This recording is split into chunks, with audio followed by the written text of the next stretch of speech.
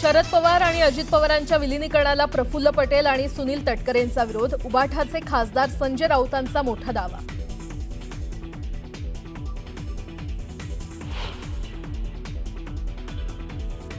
गोकुळच्या अध्यक्षपदाच्या निवडीचा सस्पेन्स कायम। गोकुळ दूध संघ महायुतीकडे येण्याची शक्यता। अध्यक्षपदासाठी नावीद मुश्रीफांच्या नावाची चर्चा।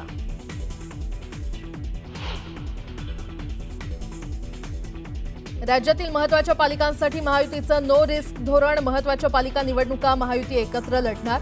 महायुतीच्या वरिष्ठ नेत्यांची माहिती।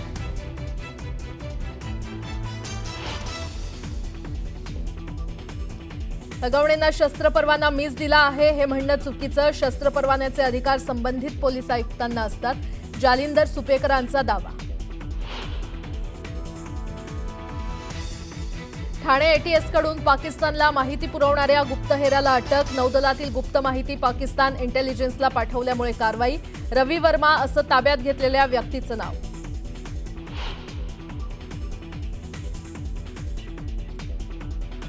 संरक्षण मंत्री राजनाथ सिंहांचा विमानवाहू नौका INS विक्रांतचा दौरा। ऑपरेशन सिंदूर दरम्यान विक्रांत होती अरबी समुद्रात तैनात।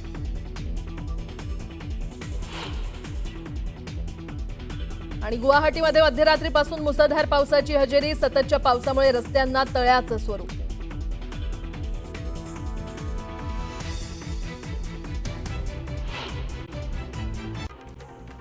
बीडमध्ये झालेल्या मुसळधार पावसामुळे बिंदुसरा धरण ओव्हरफ्लो झालंय। सांडव्यातून पाण्याचा विसर्ग सुरू झाल्यानं बीडकरांच्या पाण्याचा प्रश्न मिटलाय।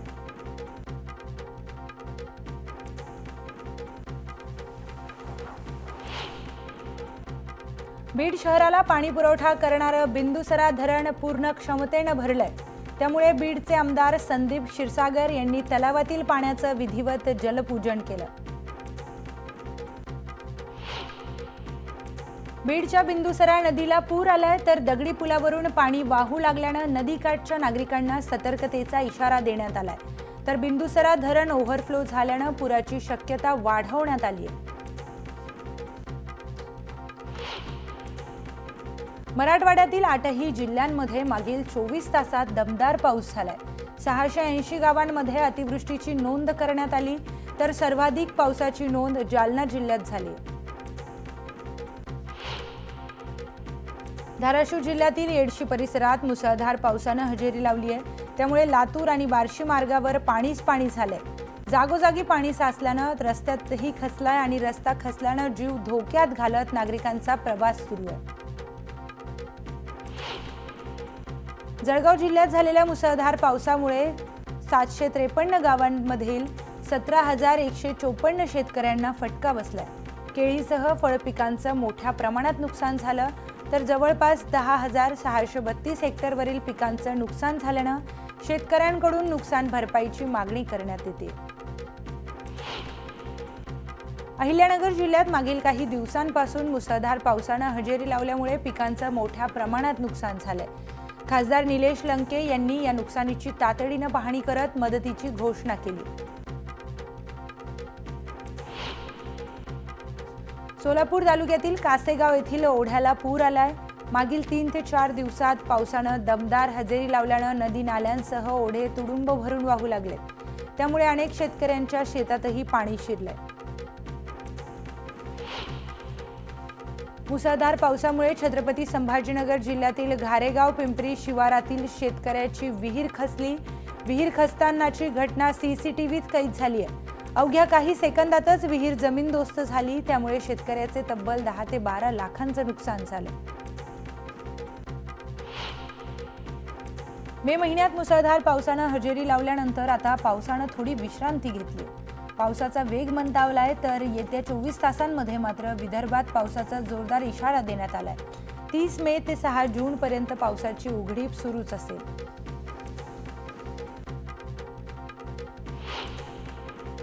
येत्या 24 तासांमध्ये 15 जिल्ह्यांना येलो अलर्ट देण्यात आलाय तर राज्यातील उर्वरित भागांमध्ये तुरळक ठिकाणी हलक्या पावसाची शक्यता वर्तवण्यात आली आहे। मराठवाड्यातील 8ही जिल्ह्यांमध्ये गेल्या 24 तासात दमदार पाऊस झालाय। छत्रपती संभाजीनगर, जालना, नांदेड आणि लातूरसह हिंगोली या 5 जिल्ह्यांमध्ये तब्बल 680 गावांना अतिवृष्टीचा तडाखा बसलाय, तर जालन्यात सर्वाधिक पावसाची नोंद झाली आहे.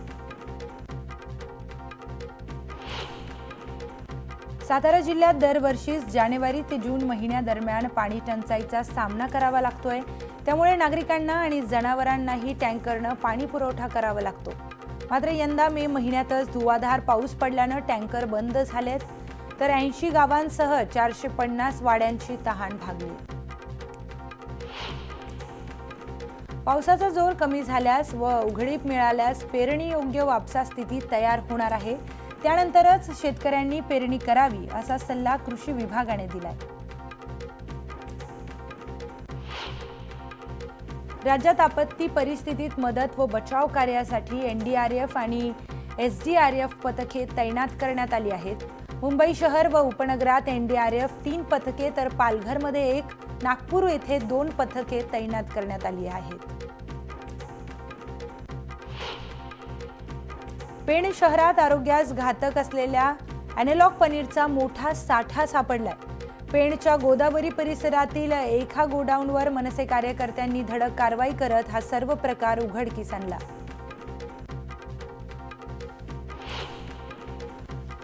ताडोबा व्याघ्र प्रकल्पात पहिल्यांदाच 2 रानटी हत्तींनी प्रवेश केलाय.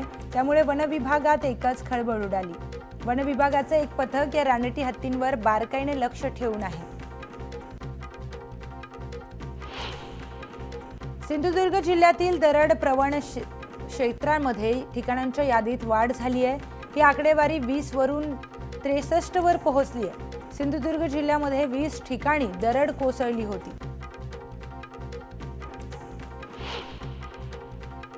राज्यातील कातळ शिल्पांचा युनेस्कोच्या जागतिक वारसा स्थळांच्या यादीमध्ये समावेश होणार आहे. यासाठी कातळ शिल्प असलेल्या सर्व ठिकाणांची माहिती संकलित करून त्याचा रोडमॅप तयार करण्याच्या सूचना आशिष शेलार यांनी दिल्या.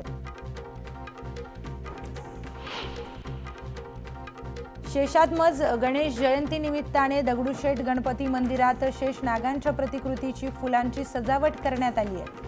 शेषनागाच्या कलाकृतीमध्ये विराजमान लाडक्या बाप्पांचं रूप विलोभनीय दिसतंय. याच दिवशी श्री गणेशाचा पाताळातील गणेश जयंती म्हणजेच शेषात्मज गणेश अवतार झाला होता. गरीब रुग्णांना उपचार व विद्यार्थ्यांना प्रवेशासाठी महत्त्वपूर्ण असलेल्या उत्पन्नाचे दाखले देण्यात पुणे शहर व हवेली तहसील कार्यालय जाणून बुजून दिरंगाई करतीये. हे दाखले त्वरित द्यावे यासाठी रुग्ण हक्क परिषदेच्या वतीनं जागरण गोंधळ आंदोलन करण्यात आलं.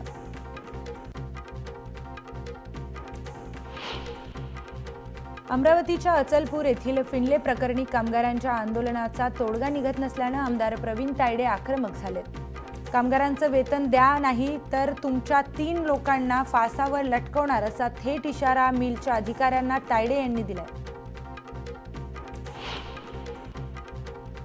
अहिल्यानगर जिल्ह्यात पालिकेच्या अतिक्रमण विरोधी पथकानं कोटला परिसरात धडक कारवाई करत अनेक बेकायदेशीर अतिक्रमणं हटवली आहेत. यावेळी कारवाई दरम्यान पोलीस पथकानंही खंबीर साथ दिली.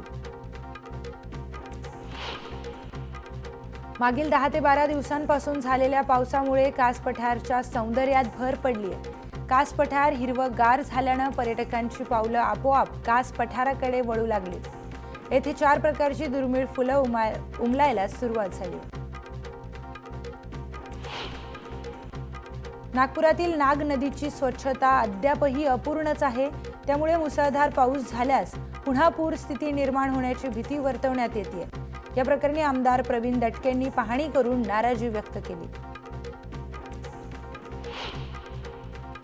नितीन गडकरी यांनी लिहिलेले संघातील मानवी व्यवस्थापन पुस्तकाचं आज प्रकाशन होणार आहे. यावेळी सुनील आंबेरकर आणि विवेक घळसासी हे प्रमुख पाहुणे उपस्थित राहणार आहेत.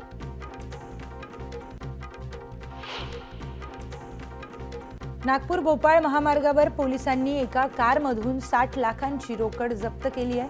या प्रकरणी पोलिसांनी 4घांना ताब्यात घेतलंय.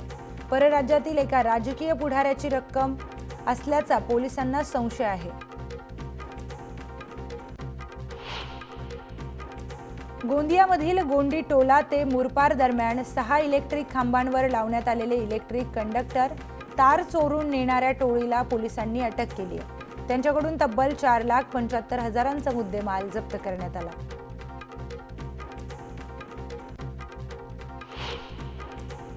सोलापुरातील धक्कादायक प्रकार उघडकीस आलाय. आईसोबत मित्रानं अनैतिक संबंध ठेवल्याचं उघडकीस आल्यानंतर मित्रानंच मित्राची हत्या केली आहे. या प्रकरणी पोलिसांनी आरोपीला अटक केली. पुण्याच्या जुन्नर तालुक्यातील ओतूर पोलिसांनी घरफोडी करणाऱ्या आरोपीला अटक केली.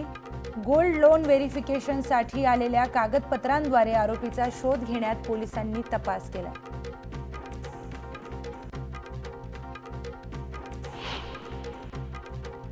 मुंबई मेट्रो 5 म्हणजेच ठाणे भिवंडी कल्याण मार्गासाठी राज्य सरकारकडून MMRDCला 11 कोटींचा निधी वितरित करण्यात आलाय. आतापर्यंत या प्रकल्पासाठी मागील 3 वर्षांमध्ये 171 कोटी रुपये देण्यात आले.